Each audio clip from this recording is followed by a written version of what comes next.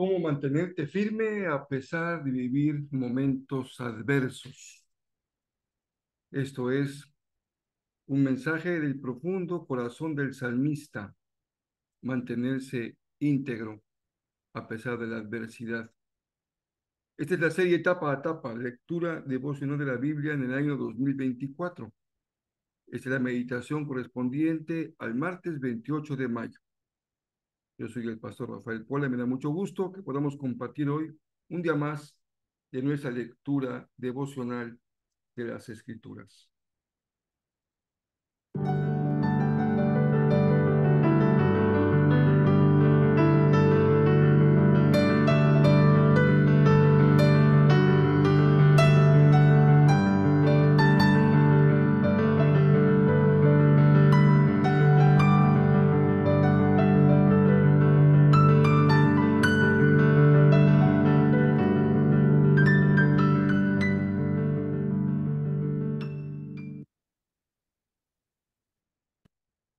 Hace algunos años pregunté a una persona conocida si sabía, me podía dar datos de un matrimonio que asistía a su iglesia y el joven, el varón, tenía cierto liderazgo en esa comunidad.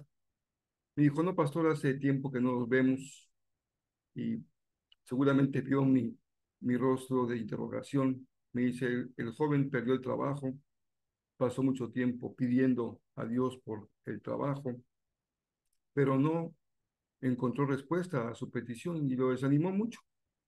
Y se fue y cuando lo llamábamos para saber cómo estaba, dijo, no, yo ya no quiero saber nada de eso, yo pido y Dios nunca me da nada. ¿Cuántas personas conoces en una condición parecida? El salmista dice, Señor, aunque todo vaya mal, yo estoy comprometido contigo y con observar tu palabra. ¿Cómo evitar caer en el desánimo? Eso es parte de lo que hoy aprendemos en nuestras lecturas diarias y especialmente en el libro de los Salmos. Pero allá llegaremos en unos minutos más. Vamos a empezar, como es costumbre, con la meditación en el texto del Antiguo Testamento. En este caso, seguimos leyendo el libro de Segunda de Samuel. Pues son de esas lecturas que no son para nada edificantes. Y uno se pregunta, pues no debiera ser la lectura bíblica cada día una lectura edificante. Pues es el mismo error que comete este joven que piensa que ser cristiano es que todo venga de acuerdo a su santa voluntad y lo que él pide se le conceda. No, la Biblia es una descripción objetiva, realista, humana, a veces muy desencarnada de la realidad de los seres humanos. Y en esta ocasión hemos leído o vamos a leer una tragedia horrible en la casa de David, en la familia de David. Es verdad, ningún siervo de Dios se libra de que haya en su propia casa situaciones adversas, oscuras, pecaminosas o complicadas. Por eso es que déjenme, antes de que me ocupe un poco de este texto, compartirles una importante enseñanza que la iglesia hoy debe tener presente y es construir la iglesia, el templo, como un espacio seguro.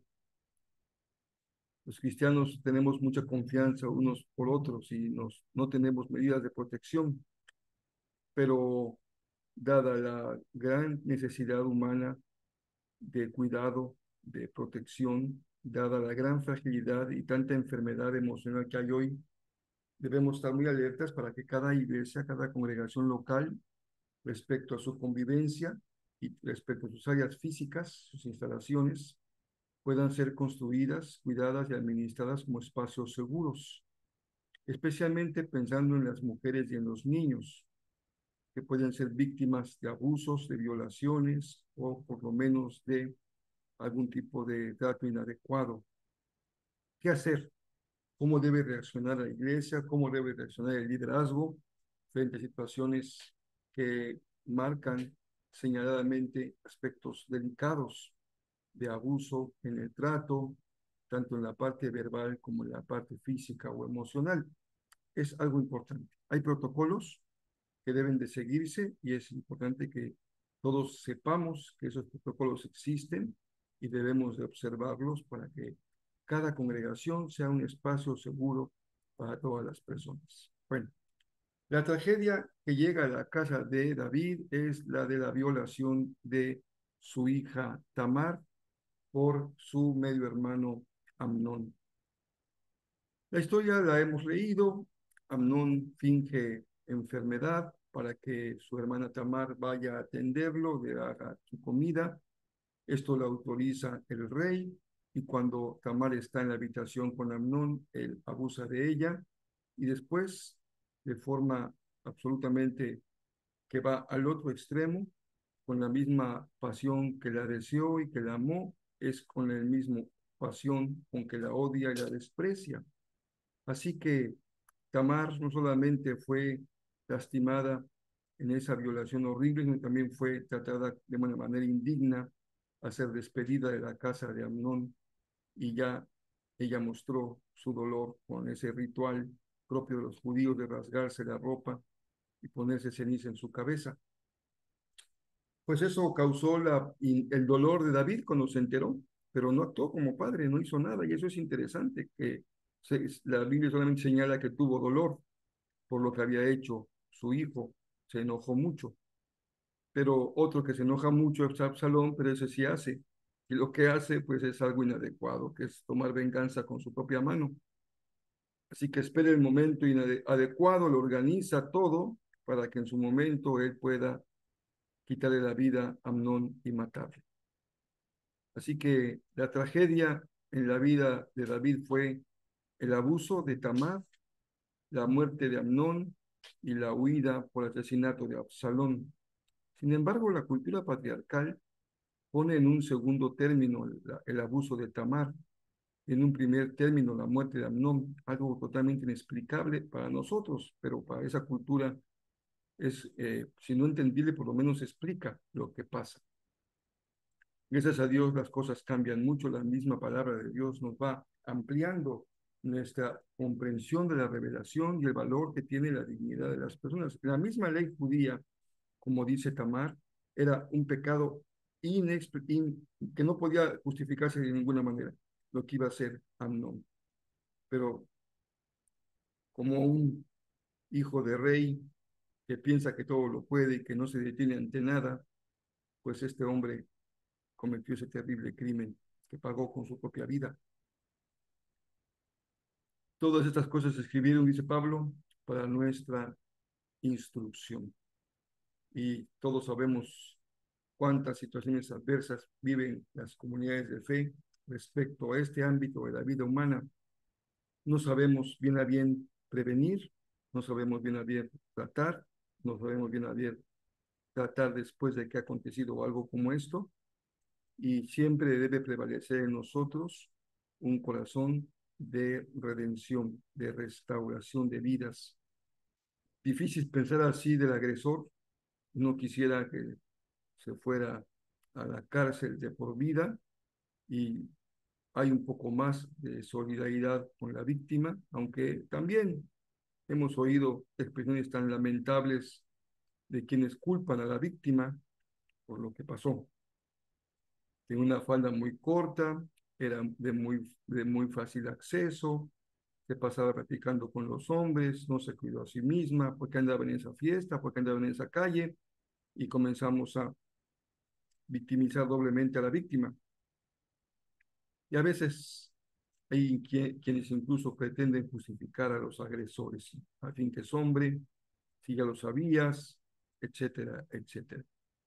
Pecado, pecado de un lado y del otro. Siempre la palabra está a favor de las víctimas, de las personas heridas, lastimadas, siempre para restaurarlas y para acompañarlas. Y para el agresor, para el pecador, también es un mensaje de arrepentimiento. Pero si esto no se trata con claridad y se pone sobre la mesa abiertamente en el ámbito adecuado y en las personas adecuadas, esto se repite y se repite porque si se oculta, se repite y se repite y se repite. Se hace una confabulación, una complicidad y esto daña terriblemente a la obra. Hay muchos ejemplos recientes. La Convención Bautista del Sur tuvo que enfrentar un cisma más, una problemática más, porque hubo muchas acusaciones contra ejecutivos convencionales de abusos, pero en lugar de actuar correctamente y con energía, trataron de eludir el asunto, encubrir a los que habían hecho el daño y lastimar a las víctimas, usándolas de revoltosas o de inconversas o de increyentes, como si el hecho de que no creyeran, pensemos que así fuera, justificaría el abuso sobre ellas. Todo esto se escribió para nuestra advertencia, dice el apóstol Pablo. Claro que hoy dirías, pastor, pues hoy no fue una lectura que nutra mi corazón, pero sí es una lectura que pone una advertencia en nuestra vida. Sin embargo, no hemos leído todo. También Juan, aquí sí hay un texto que nutre nuestra fe, porque Jesús está dispuesto, está listo para regresar a la gloria del Padre, incluso se lo pide, Señor, y es momento de que yo regrese a la gloria que tenía contigo desde antes que me enviaras a la tierra. Así que Él regresa en gloria, y la gloria de Jesús no debemos entenderla como una expresión de, disculpen, de una situación como de adoración excelsa y de engrandecimiento, lo cual será sin duda, pero Jesús está hablando de su sufrimiento. La gloria de Jesús es su muerte, su cruz, su sacrificio. Y en esta hora, Él eleva lo que se conoce como la oración sacerdotal, porque intercede por sus discípulos, porque el Señor los guarde, los preserve y ellos mantengan la unidad. Y también ora por los que van a creer, para que sean protegidos, para que el Señor los preserve y ellos guarden su unidad y den testimonio de su fe a cualquiera que esté dispuesto a escuchar el mensaje. Jesús ora por ti, ora por mí, para que nuestra fe no decaiga, para que seamos protegidos y cuidados, para que mantengamos la unidad, atendamos y creamos en la oración de Jesús. Es sin duda una gran bendición saber que el Maestro oró por nosotros. En el Salmo, es lo que decía yo al inicio de la meditación de hoy, este Salmo de la palabra, el salmista en este párrafo da cuenta de un tiempo de adversidad, de súplica, le ha pedido al Señor que lo rescate, no ha venido el rescate que él esperaba, pero dice algo importante para nosotros. No solamente somos fieles al Señor cuando va todo bien, al contrario, la fidelidad al Señor se prueba cuando están las cosas no muy bien. Pero Él dice, yo me comprometo contigo y me comprometo con tu palabra. Y esto significa que Dios no es para mí. Dios no se me debe. Él no está obligado a estar escuchando todo lo que el niño berrinchudo le pide. Y aunque a veces esta petición pueda ser muy comprensible y justificable, sino que nosotros vivimos para Dios. Nosotros somos para Dios. Es la voluntad de Dios la que interesa que se cumpla y por eso nos comprometemos con el Señor y con su palabra. Proverbios 16, versos 6 y verso 7, dice, con amor inagotable y fidelidad se perdona el pecado. La única forma de perdonar cosas tan terribles como un abuso es un amor inagotable y fiel. Con el temor del Señor el mal se evita. Pues sin duda que Amnón no temía al Señor, y Absalón no temía al Señor, y todos los jueces de los que hemos estado aprendiendo estos últimos domingos, si no todos, por lo menos algunos de ellos no tenían temor del Señor, y lo vemos en las terribles consecuencias de sus actos. Todo se escribe para nuestra enseñanza. Y si hay una tarea importante que hoy debemos de cumplir, es importante, claro, que haya muchas personas siguiendo a Jesús, que haya muchas personas que son salvas, y ese es el ministerio evangelístico de la iglesia, cosa que debemos hacer siempre con entusiasmo y con dedicación. Pero hay una tarea igual o más importante aún que es el discipulado, la formación de la nueva persona en Cristo. Y el discipulado implica la formación de su carácter. Y la formación del carácter implica nuestros hábitos, nuestros principios, nuestros valores, nuestra forma de pensar, nuestro manejo emocional, nuestro manejo de nuestra vida espiritual. Todo esto sabemos que no es sencillo, un esquema de asistencia a la iglesia domingo en la mañana, un ratito, y luego algunos tal vez se quedan a la clase, pero no tenemos esos espacios adecuados para ir trabajando con nuestro ser interior, con nuestro carácter, temperamento, valores, principios, que es lo que va formando a los discípulos en Cristo. Por eso me parece muy oportuno compartirles esta actividad que los jóvenes tendrán el sábado a las 5 de la tarde, sábado 1 de junio, ahí en Jerez, porque son espacios más pequeños, están trabajando un material de discipulado, ellos pueden conversar y reflexionar un poco más a fondo sobre su propia vida. Así que será excelente que vayas o que invites a algún otro joven más para que te acompañe a esa reunión. Y estamos con la serie de héroes y antihéroes. Este domingo vimos un terrible antihéroe en el culto vespertino, pero hasta cuando tenemos que tratar temas oscuros, Dios nos da una enseñanza.